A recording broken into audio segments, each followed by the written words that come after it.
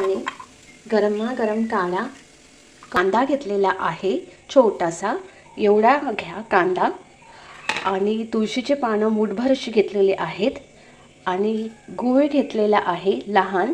मध्ये काढ्यासाठी अशा प्रकारचं सामान मिळतं, सगळ्या गोष्टी। मोठा पेला आहे, 1.5 पेला पाणी घाल, तुळशीची पानं, कांदा, गूळ असं कुस्करून काढा। मी घालत आहे काढ्याचं सामान। आता आपल्याला स्लो गॅसवर हा काढा चांगला उकळायचा आहे।